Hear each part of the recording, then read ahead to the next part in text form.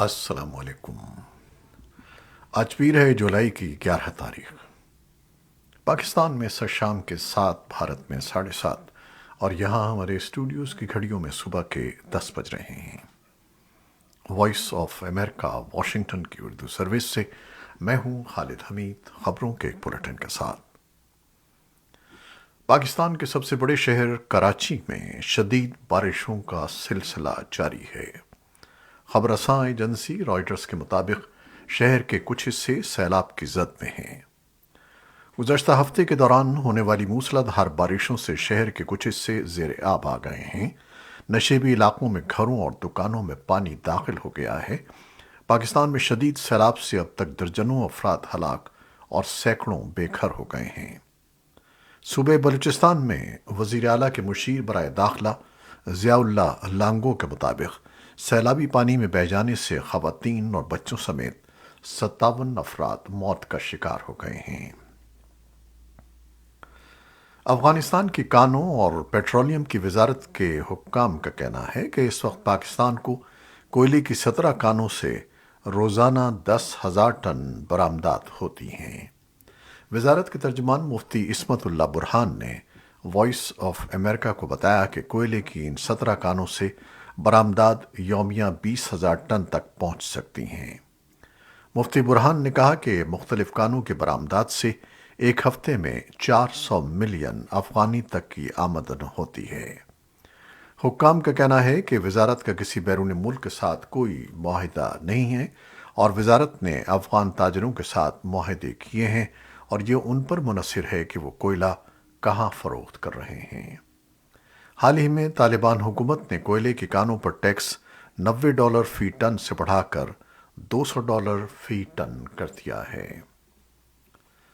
صوبہ ہلمند کے حکام کا کہنا ہے کہ باغران ضلع میں ہیضے کی بیماری کے پھوٹ پڑنے سے گزشتہ 2 روز میں 20 افراد ہلاک ہو گئے ہیں۔ مقامی حکام کے مطابق ضلع میں 120 سے زائد افراد ہیضے سے متاثر ہوئے ہیں۔ کابل میں وزارت صحت کے حکام سے تصدیق کے لیے رابطہ کیا گیا لیکن کوئی رابطہ نہیں ہو سکا۔ سیگار کی اپریل کی 6 ماہی رپورٹ کے مطابق افغانستان میں خواتین کے حقوق کی حمایت میں مظاہرے پچھلے 6 ماہ سے جاری ہیں، لیکن اطلاعات یہ ہیں کہ احتجاج کو منتشر کرنے کے لیے طالبان حکام نے مار پیٹ کی اور کیمیائی اسپرے کیا۔ سیگار کی رپورٹ میں یہ بھی بتایا گیا ہے کہ خواتین طالبات کو سیکنڈری اسکولوں میں جانے سے روکنے کے چند دن بعد طالبان حکام نے خواتین اور لڑکیوں پر اضافی پابندیاں متعارف کروائی ہیں، جن میں بغیر کسی مرد سرپرست کے خواتین کے ہوائی جہاز پر سفر پر پابندی لگا دی گئی ہے۔ اس کے علاوہ کابل میں کھیلوں کے مقام اور سواریوں پر مرد و خواتین کی علیحدہ علیحدہ نشستیں ہوں گی۔ افغانستان میں طالبان حکومت کے وزیر اعظم نے ملک میں خواتین اور لڑکیوں کے لیے نافذ قوانین کا دفاع کرتے ہوئے زور دیا ہے کہ ان کی حکومت اللہ کے مقرر کردہ انسانی حقوق پر عمل کر رہی ہے اور وہ ان میں ترمیم کی جرات نہیں کر سکتے۔ یہ بیان اقوام متحدہ کی انسانی حقوق کونسل کی جانب سے منظور کی گئی اس قرارداد کے ایک دن بعد سامنے آیا ہے جس میں افغانستان میں برسر اقتدار طالبان پر زور دیا گیا تھا کہ وہ افغان خواتین کے بنیادی حقوق کو کم کرنے والے طرز عمل کو واپس لیں جن کے سبب وہ سماج میں نظر نہیں آتی۔ اس سے قبل جمعے کو اقوام متحدہ نے افغانستان میں انسانی حقوق کی صورتحال سے متعلق ایک قرارداد منظور کی تھی۔ یہ قرارداد یورپی یونین نے پیش کی تھی اور تمام خطوں سے تعلق رکھنے والے 50 ممالک نے اس میں معاونت کی تھی۔ اقوام متحدہ میں یورپی یونین کی سربراہ ناٹسن کا کہنا تھا کہ خواتین اور لڑکیوں کے خلاف طالبان کے اقدامات اور ان کے حقوق کی پامالی انتہائی تشویشناک ہے۔ اس سے قبل گزشتہ ہفتے اقوام متحدہ کے انسانی حقوق کی سربراہ میشیل بیچلٹ نے طالبان پر منظم جبر اور افغانستان میں خواتین اور لڑکیوں کو عوامی زندگی سے خارج کرنے کا الزام لگایا تھا۔ امریکی وزیر خارجہ اینٹنی بلنکن نے پیر کو ٹوکیو کے دورے کے دوران سابق وزیر اعظم شنزو ایبے کے قتل پر تعزیت کا اظہار کیا۔ بلنکن نے وزیر اعظم فومیو کشیدا سے ملاقات کے بعد صحافیوں کو بتایا کہ ہم اپنے جاپانی ساتھیوں کے نقصان اور صدمے کا احساس کرتے ہیں اور امریکی عوام اس خوفناک سانحے اور قتل پر جاپانی عوام کے جذبات کو محسوس کرتے ہیں۔ وزیر اعظم آبے نے اپنے عہدۂ صدارت کے دوران دونوں ممالک کے درمیان تعلقات کو نئی بلندیوں پر پہنچایا۔ بلنکن نے کہا کہ وہ امریکی صدر جو بائیڈن کی ہدایت پر جاپان آئے ہیں کیونکہ ہم قریبی اتحادی اور دوست ہیں اور دوست کے غم کو بانٹنے کی کوشش کر رہے ہیں۔ سری لنکا کی اپوزیشن جماعتوں نے اتوار کو ایک نئی حکومت کی تشکیل پر بات چیت کے لیے ملاقات کی۔ یہ ملاقات صدر اور وزیر اعظم کے منصب سے الگ ہونے کے اعلان کے بعد ہوئی ہے۔ مظاہرین نے اتوار کو کہا کہ وہ کولمبو میں صدر اور وزیر اعظم کی سرکاری رہائش گاہوں پر اس وقت تک قبضہ جاری رکھیں گے جب تک کہ وہ باضابطہ طور پر اپنے عہدوں سے الگ نہیں ہوتے۔ ہزاروں مظاہرین نے ہفتے کے روز صدر گوتابایا راجا پاکسے کی رہائش گاہ پر توڑ پھوڑ کی اور ایک ماہ سے جاری معاشی بحران پر بڑھتے ہوئے عوامی غم و غصے کے درمیان وزیر اعظم رانیل وکرما سنگھے کی رہائش گاہ کو آگ لگا دی۔ راجا پاکسے اور وزیر اعظم نے استعفی دینے پر اتفاق کیا ہے اور صدر نے پارلیمنٹ کے اسپیکر کو بتایا ہے کہ وہ اقتدار کی آسانی سے منتقلی کو یقینی بنانے کے لیے 13 جولائی کو اپنا عہدہ چھوڑ دیں گے۔ تاہم مظاہرین کا مطالبہ ہے کہ استعفے فوری طور پر دیے جائیں۔ بھارت نے اتوار کو ان خبروں کو مسترد کر دیا کہ اس نے ہجوم پر قابو پانے میں مدد کے لیے سری لنکا میں فوج بھیجی تھی۔ بھارتی ہائی کمیشن نے ایک بیان میں کہا کہ وہ میڈیا اور سوشل میڈیا میں ہندوستان کی جانب سے سری لنکا میں فوج بھیجنے کے بارے میں قیاس آرائیوں پر مبنی رپورٹوں کی واضح طور پر تردید کرتا ہے۔ امریکی وزیر خارجہ اینٹنی بلنکن نے بینکاک میں اتوار کو کہا کہ امریکہ سری لنکا میں ہونے والی پیش رفت کا جائزہ لے رہا ہے۔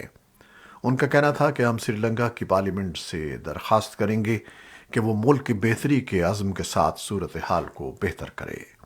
حکومت کا فرض ہے کہ چاہے وہ نئے آئینی طور پر منتخب حکومت ہو کہ وہ تیزی سے کام کرے اور ایسے حل کی نشاندہی اور ان پر عمل درآمد کی کوشش کرے جن سے سری لنکا کے عوام کی بے اطمینانی کو دور کرنے کے لیے طویل مدتی معاشی استحکام کے امکانات سامنے آئیں۔ یوکرینی حکام نے بتایا ہے کہ ملک کے دوسرے بڑے شہر خارکیف پر روسی فضائی حملے میں پیر کی صبح ایک اسکول اور ایک رہائشی عمارت تباہ ہو گئی جس میں کم از کم 3 افراد ہلاک اور 28 زخمی ہو گئے۔ خارکیف کے علاقے کے گورنر اولیا سینی ہوباف نے ٹیلی گرام پر کہا کہ شہری اہداف کے خلاف شروع کیے گئے میزائل حملوں میں سے ایک گودام کی تنصیبات کے قریب گرا۔ گورنر سینی ہوباف نے ان حملوں کو مکمل دہشت گردی قرار دیا۔ یہ حملے ایک ایسے وقت میں ہوئے ہیں جب مشرقی صوبے چارسیویار میں امدادی کارکن ایک 5 منزلہ اپارٹمنٹ کی عمارت پر ہفتے کے روز روسی راکٹ حملے سے بچ جانے والوں کو تلاش کرنے کے لیے کام کر رہے تھے جس میں کم از کم 15 افراد ہلاک ہوئے تھے۔ ایمرجنسی سروسز کے اہلکاروں نے بتایا کہ خدشہ ہے کہ ملبے میں 2 درجن کے قریب لوگ پھنسے ہوئے ہیں، کچھ سے صوتی رابطہ بھی ہوا ہے۔ برطانیہ کی وزارت دفاع کا کہنا ہے کہ یوکرین کے فوجیوں کا پہلا دستہ جنگی تربیت کے لیے برطانیہ پہنچا ہے۔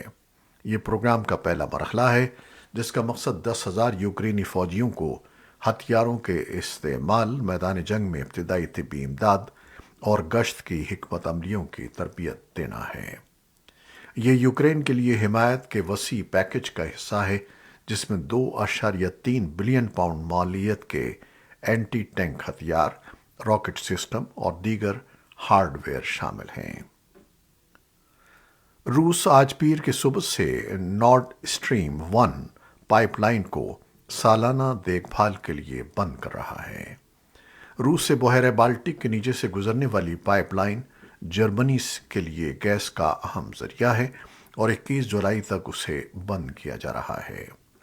جرمن حکام نے روس کے ارادوں پر شکوک کا اظہار کیا ہے، خاص طور پر جب نارڈ اسٹریم آپریٹر گیس پروم نے پچھلے مہینے گیس کے بہاؤ کو 60% تک کم کر دیا تھا۔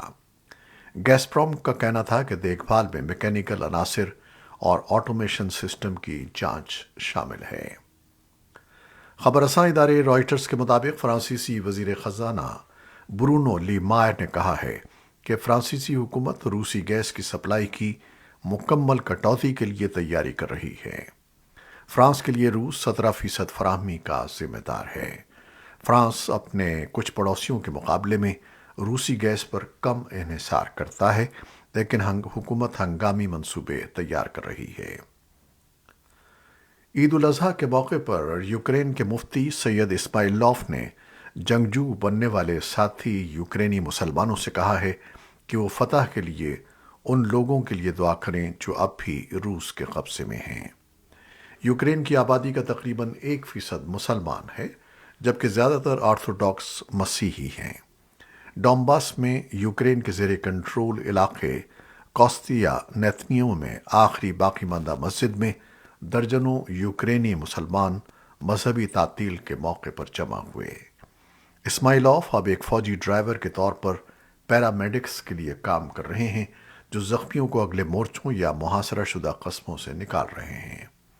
वो अपनी नई मुलाजमत को अल्लाह के सामने अपने रूहानी फ़र्ज के तसलसल के तौर पर देखते हैं। इसराइल के वज़ीर आज़म ने उम्मीद ज़ाहिर की है कि उनका मुल्क सऊदी अरब के साथ बाज़ाब्ता सिफारती ताल्लुकात कायम कर लेगा। यार लैपिड ने सदर जो बाइडन के इलाकाई दौरे से चंद दिन पहले ये बयान दिया है। इसराइल और सऊदी अरब के दरमियान बाज़ाब्ता सिफारती ताल्लुकात नहीं हैं, लेकिन इलाकाई हरीफ ईरान की बाहमी दुश्मनी के हवाले से खुफिया सिक्योरिटी ताल्लुकात कायम हैं। लैपिड का कहना है कि इसराइल खित्ते के तमाम ममालिक की तरफ दोस्ती का हाथ बढ़ाता है।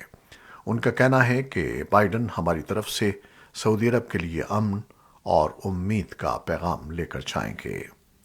इसराइल के वज़ीर आज़म का ये भी कहना था कि अमरीकी सदर जो बाइडन के आइंदा दौरे इसराइल के दौरान ईरान का मुकाबला करने के लिए मुश्तरका कार्रवाइयों को बढ़ाना एजेंडे में सरे फहरिस्त होगा। ये थी वो खबरें जो फेसबुक लाइव पर हमने आपके लिए पेश की। हमारी वेबसाइट, यूट्यूब और पॉडकास्ट पर ये बुलेटिन आपके लिए पोस्ट कर दिया जाता है।